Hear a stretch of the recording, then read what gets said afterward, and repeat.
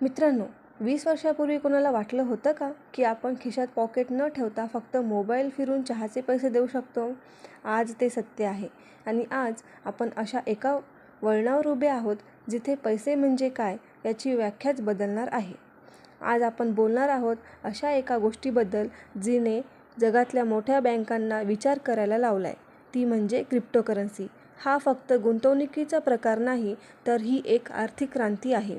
नमस्कार, मी Neha rise with नेहाच्या चॅनलमध्ये तुमचं स्वागत करत आहे. सोपं उदाहरण द्यायचं म्हणलं तर डिजिटल सोनं. क्रिप्टो समजून घेताना त्याला डिजिटल सोनं समजा. ज्याप्रमाणे सोन्याची किंमत त्याच्या दुर्मिळतेमुळे म्हणजे रेअरतेमुळे वाढते, तसेच काही ठराविक क्रिप्टोकरन्सीज आहे ज्याची संख्या मर्यादित आहे. पण सोन्याला सोबत घेऊन फिरता येणं शक्य आहे का? नाही, ते कठीण आहे, बरोबर? क्रिप्टोचे वैशिष्ट्य असे आहे की लाखो करोडो रुपये एका पेनड्राईव्हमध्ये किंवा तुमच्या मोबाईलमध्ये एका पासवर्डमध्ये साठवून जगात कुठेही नेऊ शकता.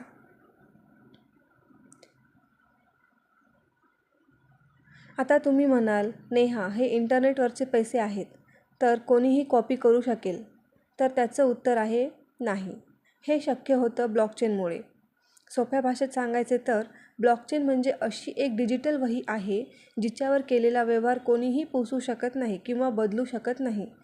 जर मी तुम्हाला एक कॉईन पाठवला तर त्याची नोंद जगातील लाखो कम्प्युटर्समध्ये एकाच वेळी होते.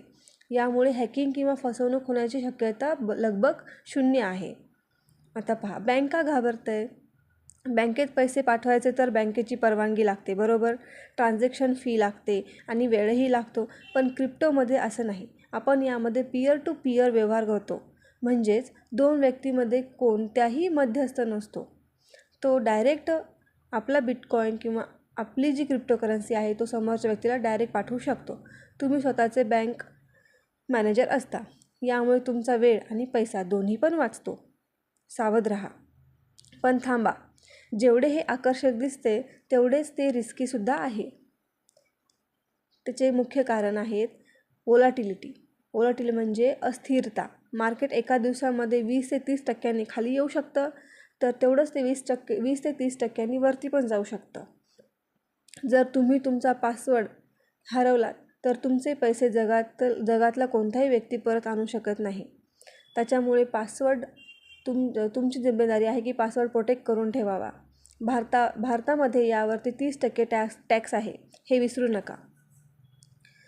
तर मित्रांनो, क्रिप्टो हे भविष्यातील तंत्रज्ञान आहे, पण त्यात उडी मारण्यापूर्वी पोहायला शिकणं गरजेचं आहे.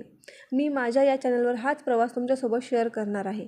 तुम्ही कधी क्रिप्टोमध्ये गुंतवणूक केली आहे का? किंवा करायचा विचार चालू आहे का? तुम्ही कमेंट्समध्ये नक्की सांगा. व्हिडिओ आवडला असेल तर व्हिडिओला लाईक करा, चॅनलला सबस्क्राईब करायला विसरू नका. भेटूया पुढच्या व्हिडिओमध्ये. थँक्यू. राधे राधे.